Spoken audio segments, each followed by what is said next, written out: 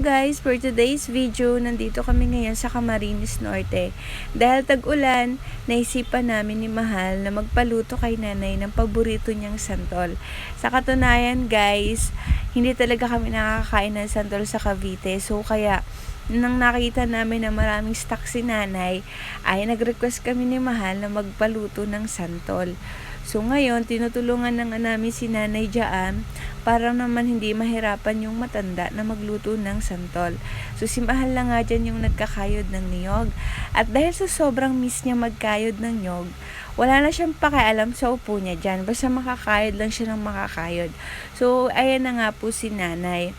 Siya na nga daw magpipiga ng santol at ng sobrang piga daw, hindi daw maasim at maalat. Nakakatuwa lang dito kay nanay, yung tipong makakain nyo lang, nag-iisip na naman siya ng lulutuin niya dyan. So talagang super nag-enjoy kami dyan ni Love Love kasi sobrang busog talaga namin araw-araw. Kasi ikaw na lang yung magsusurrender sa pagkain kasi yung matanda, parang ang hilig talaga niyang magluto. So talagang nakaka-enjoy magbakasyon.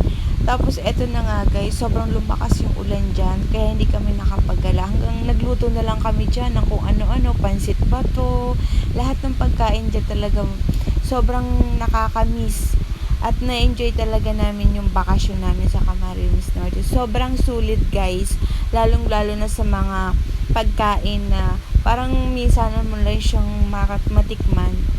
At eto na nga guys, lagi na lang naming naiisip, tara magkape, kain ng ganito. Wala kang maisip na Jollibee, McDo, dahil sa pagkain pa lang dun sobrang busog ka. Kasi nagluto kami ng popcorn, nagluto kami dyan ng gulay, nagluto kami ng kung ano-ano pa man, igado, lahat ng pagkain na bihira namin matikman sa Cavite.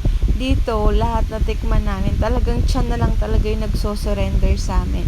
So, ito na nga guys, ayan yung mga food na pinagluluto sa amin ni nanay. Sobrang sarap at the best talaga. Kahit ganyan lang yung recipe niya, masasabi mo napaka-special at punong-puno ng pagmamahal. Thank you guys!